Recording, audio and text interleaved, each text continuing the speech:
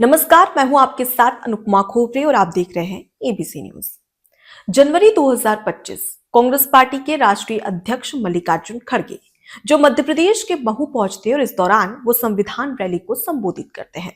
संविधान रैली में कुछ ऐसा कर जाते हैं मल्लिकार्जुन खड़गे जिसका दंश आज तक झेल रहे हैं मल्लिकार्जुन खड़गे। जी हाँ, दरअसल कुछ ऐसा कर जाते हैं जिसको लेकर आज तक उनको क्रिटिसाइज किया जाता है और अब इसी बात का जवाब अयोध्या ने दिया है, वो भी मुंहतोड़ तरीके से। सबसे पहले हुआ क्या था आपको ये बता देते हैं।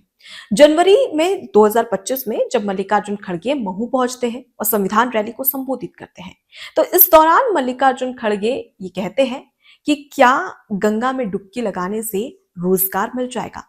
क्या गंगा में डुबकी लगाने से आपके पेट को रोटी मिल जाएगी? क्या गंगा में डुबकी लगाने से अर्थव्यवस्था मजबूत हो जाएगी? क्या गंगा में डुबकी लगाने से तमाम जो युवा हैं उन्हें रोजगार मिलेगा? क्या जो बच्चे जो भूखे मर रहे हैं क्या उनके पेट को रोटी मिलेगी? क्या गंगा में डुबकी लगाने से विकास होगा? समेत तमाम जो सवाल है वो वहां की जनता से करते हैं। साथ ही वो ये भी कहते हैं कि कई ऐसे नेता हैं जो गंगा में डुबकी लगा रहे हैं और जब तक फोटो अच्छी नहीं आती तब तक वो फोटो भी खिंचवा रहे हैं। क्या जब तक उन नेताओं को एहसास हो पाएगा कि क्या इससे देश में विकास होगा या नहीं? मतलब कि एक तरीके से ढोंग वो करार दे देते हैं।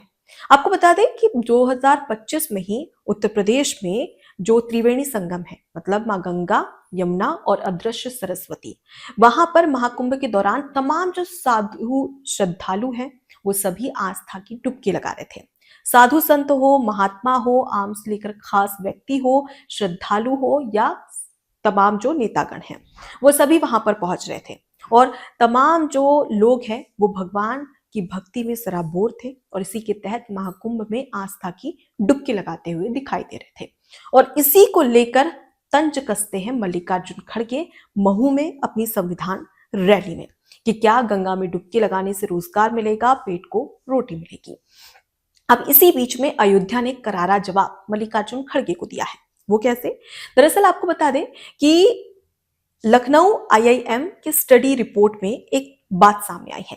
इस स्टडी में बताया गया है कि अयोध्या में राम मंदिर बनने के बाद में सबसे तेजी से अर्थव्यवस्था में उछाल आया है और ये उछाल इससे पहले अयोध्या में कभी नहीं देखा गया। मतलब कि एक ऐतिहासिक अर्थव्यवस्था में उछाल की बात इस स्टडी में कही गई है, जिसमें साफ तौर पर बताया गया है रोजगार को लेकर, पर्यटन को लेकर, निवेश को लेकर और जो राजस्व में बढ़ोतरी हुई है उसे लेकर। इसके साथ ही ये भी कहा गया कि जो पर्यटन है उसके क्षेत्र में 20 से 25 हजार करोड़ रुपए का जो सरकार है उसे टैक्स मिला है। और सिर्फ अयोध्या में ही यह विकास नहीं हुआ है बल्कि पूरे देश भर में राम मंदिर बनने के बाद सबसे तेजी से उछाल देखने को मिला है, जिसमें यह बताया गया कि 1 लाख करोड़ से ज्यादा का कारोबार पूरे देश भर में हुआ है राम मंदिर बनने के बाद।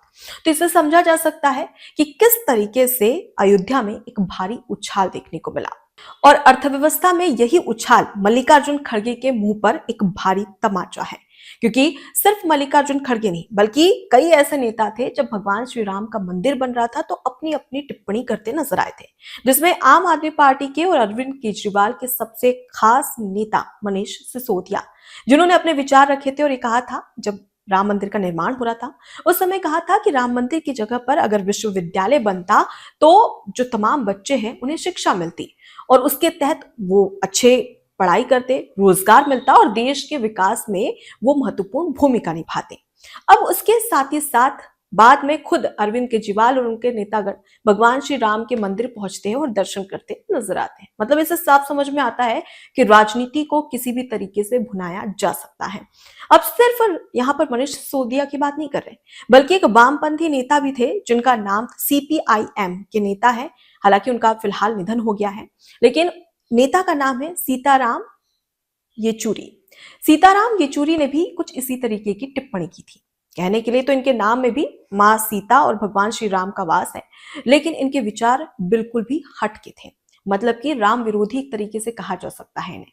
इन्होंने साफ तौर पर कहा था कि राम मंदिर के निर्माण की जगह पर वहां पर अगर स्कूल होता तो बच्चों को शिक्षा मिलती, अगर वहां पर हॉस्पिटल का निर्माण करवाया जाता तो तमाम जो मरीज हैं उन्हें इलाज मिलता, अगर वहां पर मंदिर की जगह पर स्कूल बनाया जाता या हॉस्पिटल बनाया जाता तो ज्यादा बेहतर रहता। अब वामपंथी विचारधारा है तो कुछ भी कहा जा सकता है, लेकिन सवाल यह है कि फिलहाल जो स्टडी में रिपोर्ट में जो खुलासा हुआ है अयोध्या को लेकर, इससे साफ समझ में आ रहा है कि भारतीय संस्कृति और जो इतिहास है, सभ्यता है, वो गौरव को परिभाषित करता है। वो किस लिए? क्योंकि ये साफ तौर पर कहा गया है कि जो भी देश अपनी संस्कृति और सभ्यता के साथ में चलता है वो लंबे समय तक विकास अर्थव्यवस्था में सबसे ऊंचे पायदान पर होता है। और आज भारत दुनिया की चौथे नंबर की सबसे बड़ी अर्थव्यवस्था वाला देश है। तो इसे समझा जा सकता है कि किस तरीके से हमारी जो संस्कृति है, सभ्यता है, वो सिर्फ हमारा गौरव नहीं है, बल्कि हमारा गौरव होने के साथ ही साथ हमारी विकास और अर्थव्यवस्था में सबसे महत्वपूर्ण भूमिका भी निभा रहा है। और इसी के चलते अब अयोध्या ने मुंह तोड़ जवाब मल्लिकार्जुन खड़गे, मनीष सिसोदिया, सीताराम येचुरी को दिया है। और अब ये नेतागण साफ तौर पर समझ गए हैं कि अगर भारतीय संस्कृति और सभ्यता पर सवाल उठाए गए, मजाक बनाया गया, तो इसका जवाब खुद भारतीय संस्कृति और सभ्यता अपने तरीके से देती है। अब इस बीच में अगर हम बात करें तो खास तौर पर कुछ खास वोट बैंक को रिझाने के लिए भी मल्लिकार्जुन खड़गे ने और मनीष सिसोदिया ने इस तरीके की बातें कही। आपको बता दें कि जब 1947 में भारत देश आजाद हुआ था तो उस समय जो भारत देश में जो मस्जिदें थी उनकी संख्या थी 600। धीरे धीरे जब वर्तमान स्थिति की बात करें तो आज वही मस्जिदें 6 लाख में तब्दील हो चुकी है। मतलब कि भारत दुनिया का दूसरा सबसे बड़ा देश है जहां पर सबसे ज्यादा दूसरे नंबर पर मस्जिदें पाई जाती है, मतलब मस्जिदें हैं। तो ये रिपोर्ट बताती है। लेकिन सवाल इन नेताओं से ये है कि जब राम मंदिर का निर्माण होता है तो आप तमाम सवाल दागते हैं। तब आपको रोजगार की भी याद आती है, शिक्षा की भी याद आती है, इलाज की भी, स्वास्थ्य की भी याद आती है। लेकिन जब मस्जिदों की बात होती है तब आपके ये विचारधारा कहाँ गायब हो जाते हैं। इससे भी खास आपको एक और चीज बताते हैं। दुनिया में अगर हम भारत की बात करें तो भारत में सबसे ज्यादा, आपको ये भी बता दें कि अगर किसी के पास में जमीन है तो वो है हमारी सेना। उसके बाद दूसरे नंबर पर कोई आता है तो वो है भारतीय रेलवे, जिसके पास पूरे भारत देश में सबसे ज्यादा जमीन है। और तीसरे नंबर पर वक्फ बोर्ड। जी हाँ, बिल्कुल ठीक सुना आपने, तीसरे नंबर पर आती है वक्फ बोर्ड। अब भारतीय सेना का समझ में आता है क्योंकि वो हमारी सेना है और अगर ज्यादा जमीन है तो ये हमारी सुरक्षा के लिए सबसे मजबूत और महत्वपूर्ण है, होना भी चाहिए। दूसरे नंबर पर रेलवे का भी समझ में आता है क्योंकि रेलवे की वजह से कनेक्टिविटी ज्यादा अच्छी होती है, हम एक स्थान से दूसरे स्थान पर बहुत इजीली चले जाते हैं। लेकिन तीसरे नंबर पर वक्फ बोर्ड, आखिर ये किस काम आता है? क्या इस पर सवाल नहीं उठाया जाता कि तीसरे नंबर पर सबसे ज्यादा जमीन अगर किसी के पास में है तो वक्फ बोर्ड के पास में? आप जरा विचार करिएगा और ये बताइएगा कि वक्फ बोर्ड की ऐसी कौन कौन सी जमीन है जो सामाजिक सरोकार के लिए यूज की जाती हो या सामाजिक कार्य में यूज की जाती हो। अब तक तो ऐसा कुछ सामने नहीं आया है बड़े लेवल पर। तो सवाल यही है इन नेताओं से कि जब राम मंदिर का निर्माण होता है तो राम मंदिर निर्माण को लेकर आप तमाम सवाल दागते हैं, आपकी अलग अलग विचारधारा, थ्योरी सामने आती है। लेकिन वहीं पर जब मस्जिदों की बात आती है या जब वक्फ बोर्ड की जमीन की बात आती है तब उस समय आपकी विचारधारा कहाँ चली जाती है। महाकुंभ को लेकर आपको एक और बड़ी बात बता दें, जिस तरीके से मल्लिकार्जुन खड़गे ने कहा कि महाकुंभ में किसे रोजगार मिलेगा, क्या वहां पर डुबकी लगाने से आपको आपके पेट को रोटी मिलेगी, तो यहां पर मल्लिकार्जुन खड़गे को यह बता दिया जाए कि उत्तर प्रदेश की सरकार ने 2025 में महाकुंभ के दौरान 7,500 करोड़ रुपए खर्च किए थे, यानी कि महाकुंभ में निवेश किए थे तमाम व्यवस्थाओं के लिए। अब इसके बाद में जब महाकुंभ खत्म हो गया उसके बाद सरकार के राजस्व में बढ़ोतरी हुई है और ऐतिहासिक बढ़ोतरी हुई है। 3 लाख करोड़ से ज्यादा का राजस्व मिला है सरकार को, मुख्यमंत्री योगी आदित्यनाथ की सरकार को। तो इससे समझा जा सकता है कि भारतीय संस्कृति केवल सिर्फ पैसे निवेश करने की बात नहीं है। आपकी अगर आप भारतीय संस्कृति के साथ में चलेंगे, सभ्यता के साथ में चलेंगे तो वो आपकी अर्थव्यवस्था को भी मजबूत करेगी। और यही करारा जवाब मल्लिकार्जुन खड़गे को, सीताराम को और उसके साथ ही साथ अगर हम बात करें सीपीआई-एम नेता और उसके साथ ही अगर हम बात करें मनीष सिसोदिया समेत तमाम नेताओं को।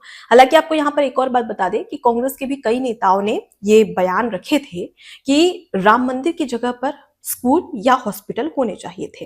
हालांकि आधिकारिक तौर पर कांग्रेस पार्टी ने अपना बयान जारी नहीं किया था, लेकिन कई नेताओं ने उस समय भी अपनी यही विचारधारा पेश की थी। शायद आज इस वीडियो के बाद में उन सभी को जवाब मिल गया होगा।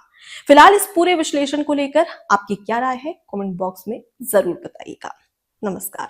एबीसी हिंदी न्यूज, आज ही जुड़िए हर खबर के साथ।